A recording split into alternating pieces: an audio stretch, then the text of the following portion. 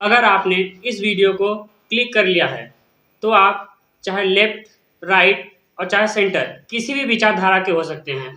आप किसी भी धर्म, जाति, पंथ और किसी भी संप्रदाय के हो सकते हैं। आपकी रुचि खेलों में हो सकती है, आपकी रुचि सिनेमा में हो सकती है, रोज हो रहे नए-नए साइंटिफिक आविष्कारों में हो सकती है।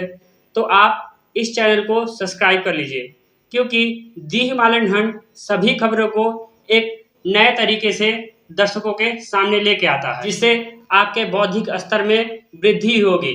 और सब्सक्राइब करने के कोई पैसे तो लगते हैं नहीं, तो इसलिए आप हमारे चैनल को जरूर सब्सक्राइब कर लें। नमस्कार, मैं हूं संजय कुमार और आप देख रहे हैं दी हिमालयन हंट।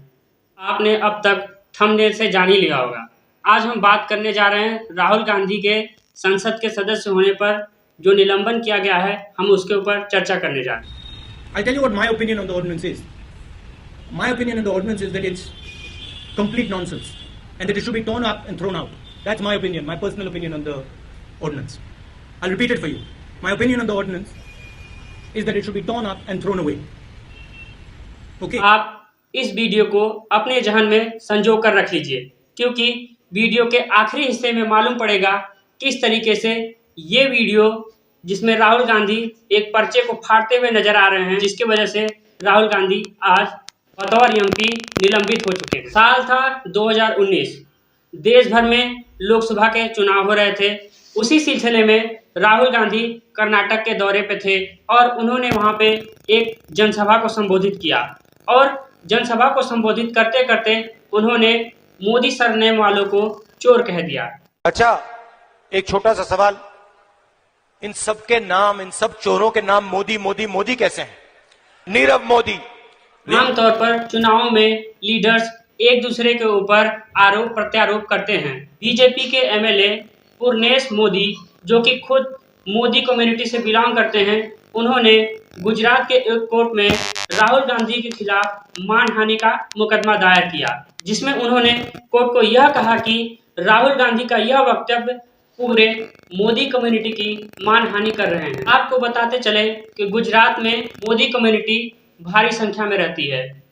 हो सकता है कुछ मोदी कांग्रेस पार्टी में भी हो, कुछ मोदी भाजपा में हो, तो पूरी मोदी कम्युनिटी को चोर कह देना, ये इसी मामले में गुजरात कोर्ट ने राहुल गांधी को आईपीसी की धारा 499 और 500 के तहत 2 साल की सजा सुनाई। पूरे बहस के दौरान राहुल गांधी के वकील कोर्ट को ये बार बार कहते रहे कि ये पूरी घटना इलेक्शन रैली के दौरान हुई है, जिसमें लीडर एक दूसरे के ऊपर आरोप प्रत्यारोप करते रहते हैं। लेकिन राहुल गांधी के लिए मुश्किल ये है कि वीडियो में वो साफ साफ कहते हुए नजर आ रहे हैं कि सारे मोदी सरनामों वाले चोर होते हैं। तो कुल मिलाकर कोर्ट ने राहुल गांधी को 2 साल की सजा सुना दी, जिसके बाद मीडिया में खबर फैलने लगी कि हो सकता है राहुल गांधी को केरल के वायनाड से एमपी होने की सदस्यता रद्द हो सकती है। लेकिन तब तक ये सब महज एक अटकलें थी। राहुल के 2 साल की सजा होने के बाद कांग्रेस के बड़े से बड़े लीडर, छोटे से छोटे कार्यकर्ता भी अपना रिएक्शन मीडिया और सोशल मीडिया के जरिए देने लगे, जिसमें वो कह रहे हैं कि मोदी सरकार विपक्ष की आवाज को दबाने की कोशिश कर रहे हैं। चूंकि राहुल गांधी लंबे समय से अडानी मामले को संसद से लेकर सड़क तक मोदी सरकार को घेरते हुए नजर आ रहे हैं, जिससे मोदी सरकार डरी हुई नजर आ रही है, इसलिए वो राहुल गांधी को डरा धमकाकर चुप कराना चाहते हैं। लेकिन राहुल गांधी डरेंगे नहीं और वो इसके लिए किसी भी कीमत को चुकाने के लिए तैयार हैं। इधर बीजेपी ने बीते 2 दिनों से अपने सांसदों के लिए व्हिप जारी कर दिया था, क्योंकि सरकार को फाइनेंस बिल 2023 को पास कराना था। 23 मार्च को राहुल गांधी को 2 साल की सजा हुई, जिसके कारण संसद से लेकर सड़क तक हंगामा हुआ और सरकार बिल को पास नहीं करा पाई। आमतौर पर राहुल गांधी दिल्ली में होते हैं, लेकिन इस केस के सुनवाई के चलते 23 मार्च को वो गुजरात में थे। 23 मार्च, इसी दिन शहीद आजम भगत सिंह को अंग्रेजों ने फांसी दे दी थी। लेकिन राहुल गांधी एंड टीम ये उम्मीद लगाई बैठी थी कि कोर्ट उन्हें इस मामले में रिहा कर देगी, जिसके बाद वो गुजरात में एक सभा को संबोधित करने वाले थे।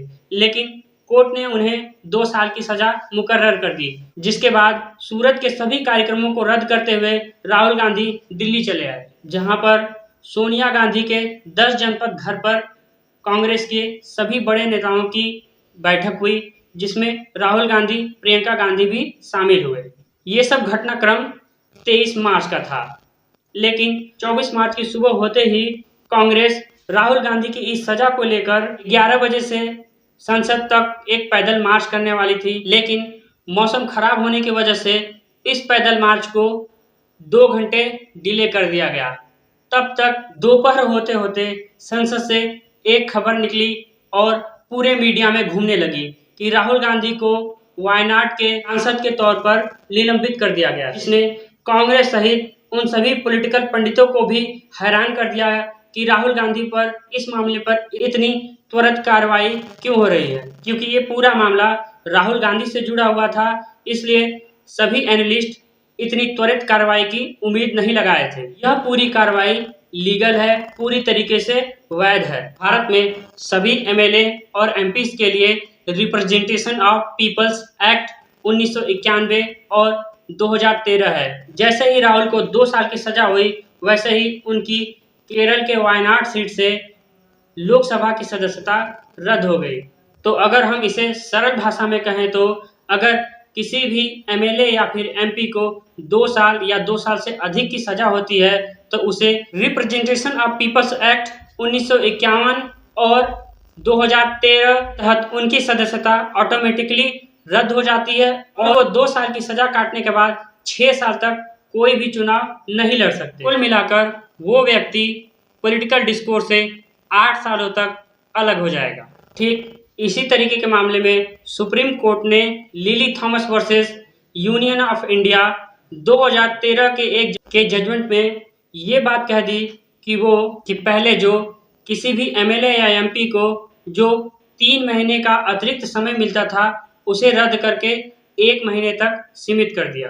पुराने रिप्रेजेंटेशन ऑफ पीपल्स एक्ट में जो प्रावधान थे उसके तहत जब तक कोई भी एमएलए या एमपी दोषी करार नहीं होता तब तक उसकी सदस्यता नहीं रद्द हो सकती थी, लेकिन 2013 के वर्डिक्ट के बाद से सुप्रीम कोर्ट ने संवैधानिक करार दे दिया और जैसे ही किसी एमएलए या एमपी को 2 साल या 2 साल से अधिक की सजा होती है उसकी सदस्यता ऑटोमेटिकली रद्द हो जाती है और उसे 30 दिन मिलते हैं ताकि वो हायर कोर्ट में इसके खिलाफ अपील कर सके। हमने वीडियो के स्टार्ट में राहुल गांधी की एक छोटी सी क्लिप दिखाई थी, उसे आप एक बार फिर से गौर से देख लीजिए। My opinion on the ordinance is that it's complete nonsense and that it should be torn up and thrown out. That's my opinion, my personal opinion on the ordinance. I'll repeat it for you. My opinion on the ordinance is that it should be torn up and thrown away. तो देखा आपने, Rahul Gandhi media को संबोधित करते हैं और फिर अपने ही सरकार के एक ऑर्डिनेंस को फाड़कर फेंक देते हैं। उस वक्त राहुल गांधी के लिए वो सिर्फ एक कागज का टुकड़ा था, लेकिन वही कागज का टुकड़ा आज राहुल गांधी के ऊपर एक बड़ा संकट ले आया है। साल था 2013, यूपीए की सरकार थी, डॉक्टर मनमोहन सिंह प्रधानमंत्री थे। यूपीए सरकार ने सुप्रीम कोर्ट के इस वर्डिक्ट को काउंटर करने के लिए एक ऑर्डिनेंस लेकर आया। इस ऑर्डिनेंस में ये था कि अगर किसी एमएलए या एमपी को सजा होती है तो उस सदस्यता इतनी आसानी से नहीं निलंबित की जा सकती, जिसके बाद राहुल इस ऑर्डिनेंस पे अपना विचार रखते हुए इस ऑर्डिनेंस के पेपर को फाड़कर कूड़े में फेंक दिया, जिसके बाद तत्कालीन प्रधानमंत्री डॉक्टर मनमोहन सिंह राहुल गांधी से नाराज हो गए थे और एक वक्त वो अपने पद से इस्तीफा देना चाहते थे और इस घटनाक्रम को लेकर मीडिया ने doctor Manmohan Singh insulted by Rahul Gandhi ये लिखना शुरू कर दिया था। तो राहुल गांधी ने उस समय जिसे एक सामान्य कागज का टुकड़ा समझकर फाड़कर फेंक दिया था, वो आज के समय में राहुल गांधी के लिए एक संजीवनी बूटी साबित हो सकती थी। राहुल गांधी अब इसके बाद 30 दिन के अंदर हायर कोर्ट में अपील कर सकते हैं। अगर वहां से उन्हें रिलीफ मिलती है तो उनकी लोकसभा की सदस्यता वापस से रीस्टोर हो सकती है, वरना लोकसभा सदस्यता पूरी तरीके से निलंबित हो जाएगी। तो इस मामले को लेकर जो भी अपडेट होगा हम उसे लेकर आएंगे। अगर आपने हमारा वीडियो यहाँ तक देख लिया है तो आप हमारे वीडियो को लाइक करें और चैनल को जरूर सब्सक्राइब करें।